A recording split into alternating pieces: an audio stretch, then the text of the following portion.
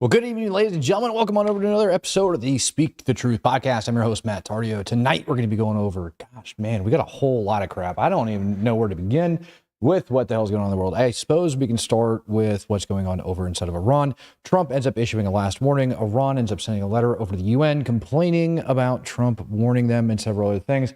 While we're sitting around waiting on everybody to kind of like roll in here real quick before we start this session, I do have a quick update that I want to give you guys. What's going on there, Scuba Gang? How you guys doing?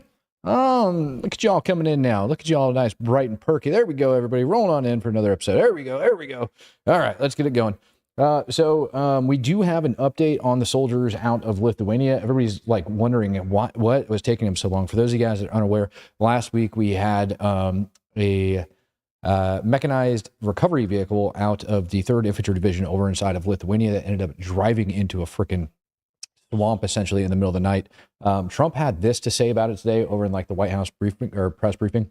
Mr. President, have you had any updates on the U.S. soldiers missing in Lithuania? I have. Can you give us an update? So 3 are no longer with us, and 1 is unfortunately probably in the same category, but they haven't declared that yet.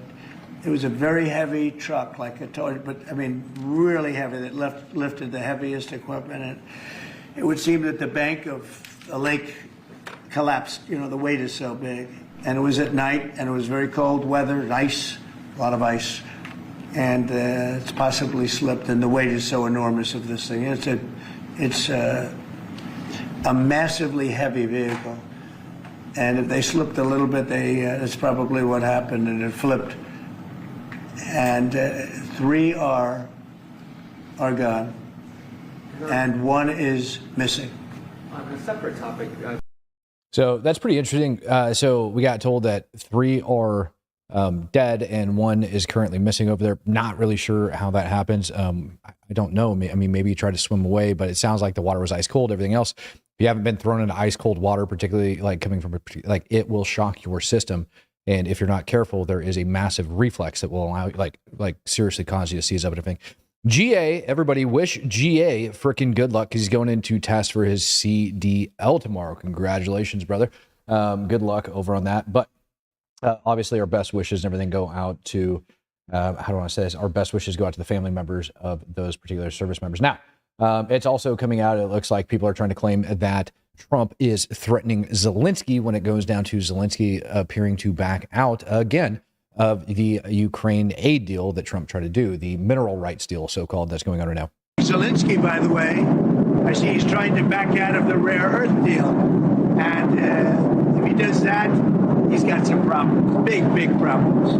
We made a deal on rare earth, and now he's saying, well, you know, I want to renegotiate the deal. He wants to be a member of NATO. Well, he was never going to be a member of NATO. He understands that. So if he's looking to renegotiate the deal, he's got big problems. Okay, so Zelensky's going to have big problems, according to Donald Trump, if for some reason he tries to renegotiate the deal in order to make himself a member of NATO. Why? Because Putin himself is never going to agree to any peace deal where Ukraine becomes a member of NATO. That's just common sense. Putin has said that 1,000 times, not to mention there's a bunch of standards that Ukraine must be up to in order to become a member of NATO. And unfortunately, they are just not there right now. So there must be a lot of other things going on. If that rumor is in fact true, we'll see how it goes. But it didn't stop everybody from going around today and claiming that Donald Trump is some sort of like a big nut job for going up over against Zelensky. He ended up hitting the news one more time that I'm going to care to really well. He actually hit it another time because he's threatening Iran again, and good on him. And I'll show you guys that here in just a minute.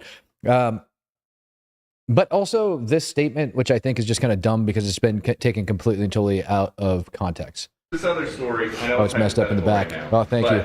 Your hair is messed up. Thanks, Andres. For some reason to run for a 3rd term, is there a thought that the Democrats could try to run Barack Obama against you? I'd love that. For his 3rd term? Boy, I'd love that. That would be a good one. I'd like that. No, people are asking me to run, and there's a whole story about running for a 3rd term. I don't know. I never looked into it.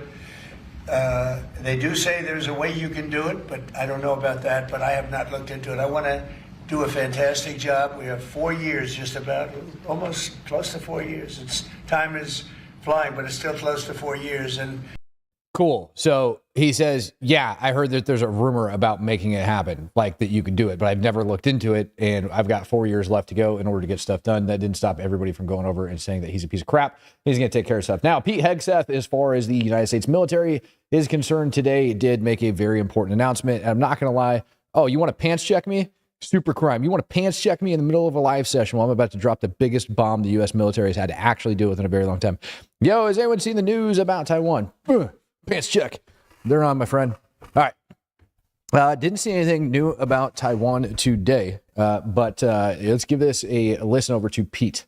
Hey everybody, Pete Hegseth here. We're about to land in Washington, D.C. on our way back from Japan, where we've been meeting with the troops, talking to allies and partners, reestablishing deterrence in the Indo-Pacific. It's Sunday, but of course we're still working. I want to show you one thing. It's a new memorandum that's coming out today on combat arms standards. You see, for far too long, we allowed standards to slip, and different standards for men and women in combat arms MOSs and jobs. That's not acceptable. We need to have the same standard, male or female, in our combat roles to ensure our men and women who are under our leaders or in those formations have the best possible leaders and the highest possible standards that are not based at all on your sex. If you're a Look, this one right here is pretty simple. Let's break this down. If you discriminate against somebody based on their sex, then that should be wrong. And it really shouldn't matter what job you have in the military, because everybody gets paid the same, regardless of, their freaking, I don't know, guys. The only exception would be like rank and special duty pay and stuff like that. Other than that, time and service, time and grade, whatever. Other than that, everybody gets paid the same, really, when you look at it. So like a certain person at a certain rank, spent a certain amount of years, should get the same amount of money as somebody else in the same job. So if that's the case, why the hell isn't the entire military being held to the same standards? I think knocking this out across combat arms MOSs is going to be the proof that it can be done and that it should be done. But my question is, when is the class action lawsuit going to open up for every single male service member that ever served prior to that? That was required to meet a higher standard to, receive the same pay as a female inside the U.S. military. I don't know. Call me old school, call me old fashioned, but I don't think that's really kind of where it goes. Now, Trump ended up putting out this message today. Oh, man. Trump ends up putting out this message today. The Iran-backed Houthi terrorists have been decimated by the relentless strikes over the past 2 weeks. Many of their fighters and leaders are no longer with us. We hit them every day and night, harder and harder. Their capabilities that threaten shipping in the region are rapidly destroyed. Now, we can go through all of this crap, but the very key lines are down here at the bottom. The choice for the Houthis is clear. Stop shooting at U.S. ships, and we'll stop shooting at you. Otherwise, we have only just begun, and the real pain, check this out down here at the bottom, is yet to come for both the Houthis and their sponsors in Iran. I want you guys to pay attention to this. Yet to come for the Houthis and their sponsors in Iran. We have been talking for quite some time about the potential of the United States government going into Iran and bombing the living piss out of them for supplying the Houthis with all of those munitions over the last, freaking year and a half, 2 years, whatever. I mean, it's actually been a lot longer than that. IRGC's just been dabbling in this crap for forever. And because of, Trump's mean tweet, all right, the supreme leader over in frickin' Iran ended up coming out with his own dang statement today, whining and complaining to the UN, calling it basically like mistreatment, something like that, from the United States, because now we're threatening like big bad Iran. Meanwhile, Iran today went over and ended up sieging. Hey, don't do that. Meanwhile, today, Iran ends up going over and seizing like frickin' 2 oil tankers in the Arabian Peninsula or the Arabian Sea. Ends up seizing 2 oil tankers and bringing them back into port, stealing the freaking oil. Now, people acted like that's some freaking new news that Iran doesn't do that stuff, but in fact, they do it all the time, and they ended up claiming it has something to do with like some terrorist piece of crap or whatever. But long story short, we've got plenty of freaking aircraft well within freaking bombing range of Iran. Like, that's just a thing. It's going to happen. Now, Iran. CJ Ladder coming in, gifting out Speak the Truth membership. And did I remember to welcome Jacob Ferrum for becoming a true supporter as well?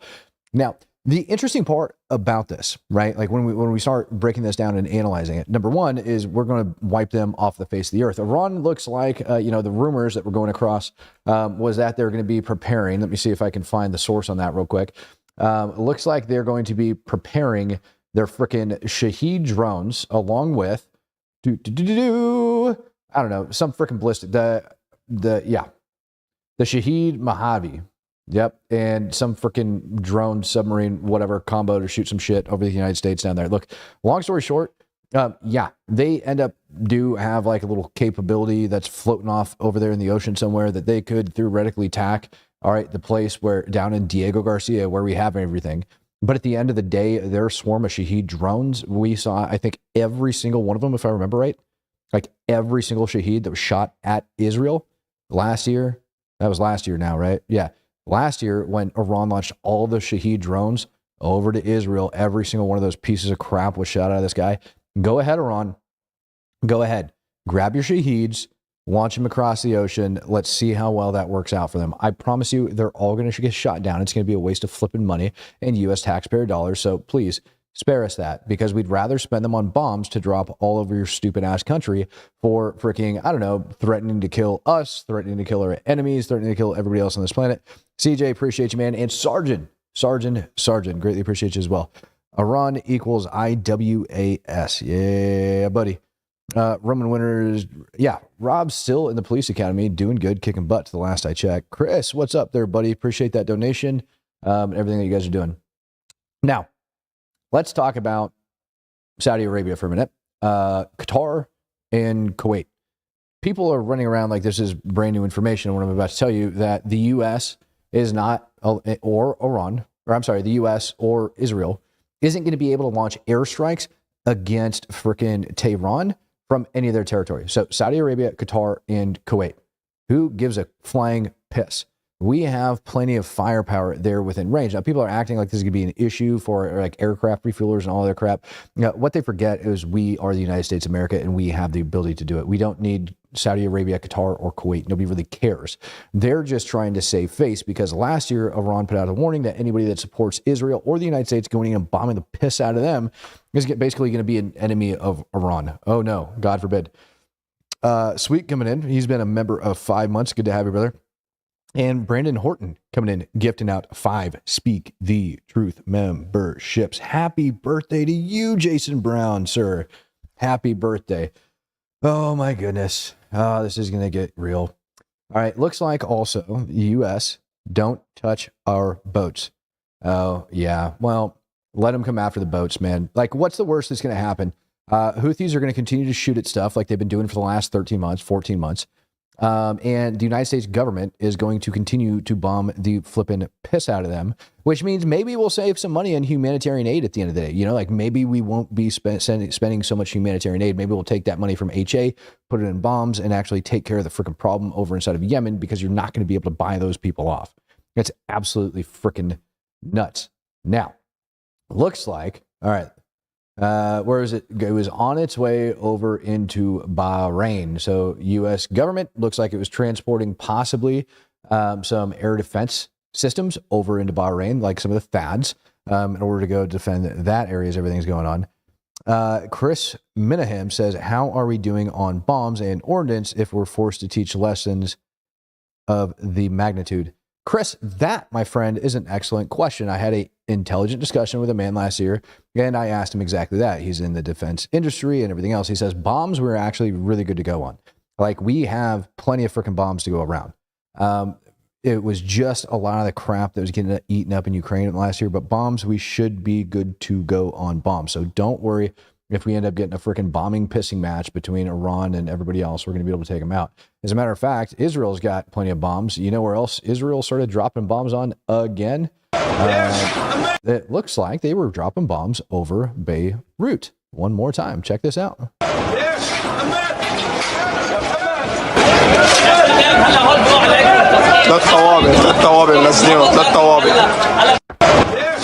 So, lesson to Hezbollah: stop doing dumb crap.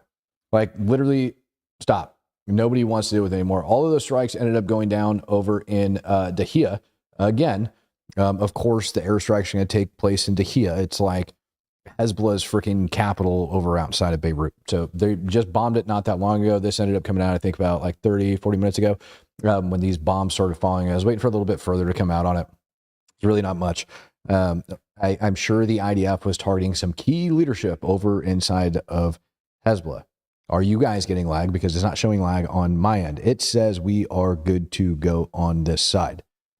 Andy Jennings, I'm trying to become a model right now, and I'm trying to, oh, that's a Rustinator. There we go. Sorry, I was just reading it, and I was like, that sounds a lot like Rustinator. That's what that sounds like. Now, over inside Gaza, the IDF did put out a massive announcement. Let me get this sucker up on the screen so you guys can understand where we're going to be talking about over here. The IDF ended up putting out a massive announcement for everybody inside Gaza to get their butts up out of Rafah. That's pretty freaking cool. I'm really excited about it. And Bibi ended up coming out with a statement today as well. And I'll have that for you guys up on your screen here shortly. Now, this plan of them evacuating Rafah, I think I shared it the other day. That we basically have the IDF in a couple different locations. We know we got them up in like Biat Lahaya. We heard some of them, you know, over here outside of Khan Yunis, and then like a couple complaints of them outside of Rafah, like little groups of people, uprisings, all that other crap. Now there's reports of the people that were doing those uprisings that had been killed over. Like, I told you, man. Like if these going to be legit uprisings, you're going to have these dudes get schwacked. So the IDF's got to start moving in on there in order to protect them, or they're going to stop doing it. Incog Faraday coming in, giving out 5 Speak the Truth memberships. Greatly appreciate you, brother. So IDF today ended up telling everybody in Rafah to GTFO, get out of Dodge, get your freaking butt away from the border. That's pretty key, honestly. And this is a big difference than the last time they ended up going in. Rafah was one of the last places. One of the absolute last places that they ended up going in and clearing. And this time, they're going in to knock it out. Now, they're going to have some issues, in Matt's opinion, when they go in there. Just 1 or 2, and that's going to keep going. And we're going to get into this mass grave deal that's currently floating around the internet. I don't know if you guys know about this, but I did a little bit of research on it, spent 5 minutes and said, this is the dumbest thing I've ever seen. Why are we even talking about this? And we'll get into it in a sec. So they're going to go ahead and do that. They're going to kick all the Gazans out of freaking Rafah, and that's going to be that. But we ended up getting some pretty key plans on what the United States government wants to do. And I told you, I thought the Trump administration had a decent idea of what's going on in the Gaza Strip. And I also told you that when he fails, when he makes his boo-boos, I am going to let you know. And it certainly appears as if Trump has made some boo-boos over there. We're going to talk about those boo-boos because we're about to listen to Steve Witkoff coming in for the next couple of minutes. And he says some stuff that truthfully makes me wonder whether or not he actually knows what the hell is going on over there. And if I can get this stupid video to play, ooh, get out. We'll get out of here. As soon as I get this video to play, it's going to be good to go. Now, he alleges a bunch of different things that I personally do not agree with. It's kind of dumb. Don Reed coming in, gifting out a Speak the Truth membership, and Big Harry Chungus. He says, "What's Matt? What is up? Long time no see. Glad to see you still going, bro. Of course I'm going to. Big Harry Chungus. What do you think I'm going to do? You think I'm not going to be on Speak the Truth, reporting some of the craziest shit from around the world? No, sir. I will be here. You better believe you me. That's going to happen." Rob Bertram coming in, gifting out 5 as well. You guys are all freaking awesome. If you just got gifted membership, make sure you go over to the recent post tab up over on our YouTube homepage, and you will see one, as long as you are a true supporter, then I'll get your butt up over into the Discord so you guys can get linked up inside of the community. Every time, man, every time I want to make this happen. Let me see if I can pull it from a different location. Give me 1 second. Rusinator coming in. He says, thanks for keeping an eye on stuff for us, man. Rusinator, stop. You butthead.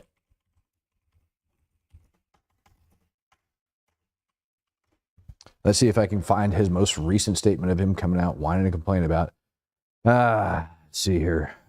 Yeah, it just got put up on Fox News a little bit earlier, and right now I'm having some internet difficulties, so give me 1 sec. Thanks for keeping it honest. Rusinator, you know I will. Let's not act like I'm not going to, my friend. Oh, he's got 2 F's in his name where he's complaining about this. Let's get Steve up there. No, that's him on Face the Nation. Come on, where is he at? Yeah, long story short, what he's talking about over outside the White House is he is saying, look, we're going to go along with frickin' Trump's plan. And then we ended up having Netanyahu coming out today and stating that as well.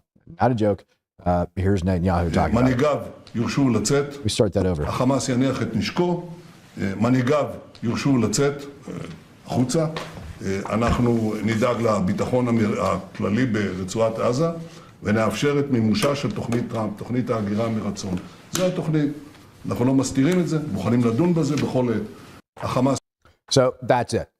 Netanyahu laid it out. He said, we're going to go through with Trump's plan. Now, there is an issue here. When I heard Steve Witkoff talking, and my apologies that the video is not going to be up and playing right now. When I heard Steve Witkoff talking, he said, look, it's pretty simple. What, would you rather occupy a couple tents over inside of Gaza, or would you like to get, like, you know, shipped off to a nice fancy Trump hotel? It's not really about the land. It's the quality of life, so on and so forth.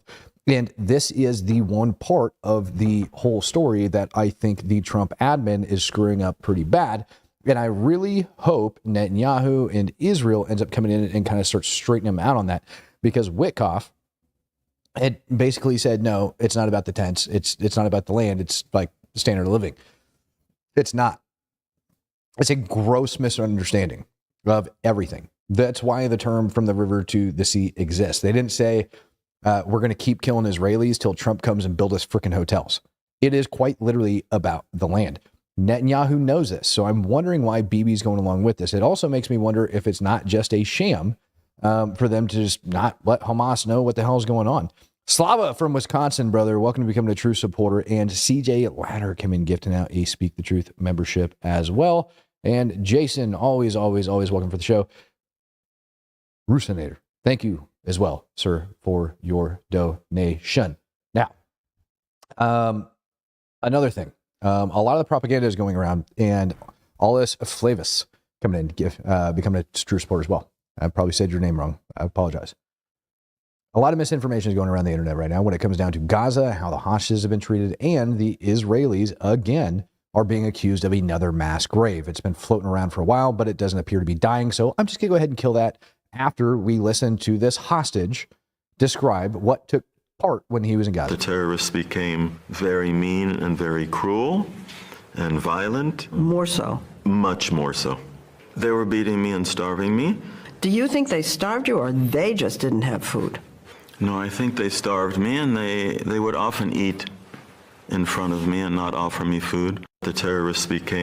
And he's not the only one that says they'll do that, and yet people are going to sit around and say it's another Zionist lie, and you can't trust the Israelis that were over there in captivity. Well, I'll tell you something else that you can't trust, and that is going to be the words coming out of the mouths of the Palestinian people. Now, I told you that all of them got told to GTFO Rafah. Where they're going to go, nobody knows. Probably over the coastline, same place that they did, up over around like Al-Mawasi area.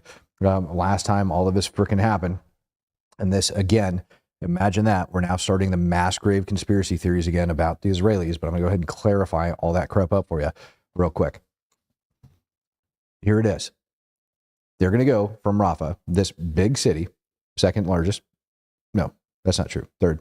And they're going to push their butts up over into Al-Mawasi, which is right down here. More than likely, that's where we pushed them last time. They're probably going to go there again. That's where they're going to go. Meanwhile, Israel is already being accused of another mass grave incident over inside of Rafah. The Palestinians are back and at it again with their flipping tequila. Can't make this crap up. There's an entire video. Man, did I not open that sucker up? Let me grab that real quick for you guys. There's an entire video on this that just freaking drives me insane. Absolutely freaking nuts.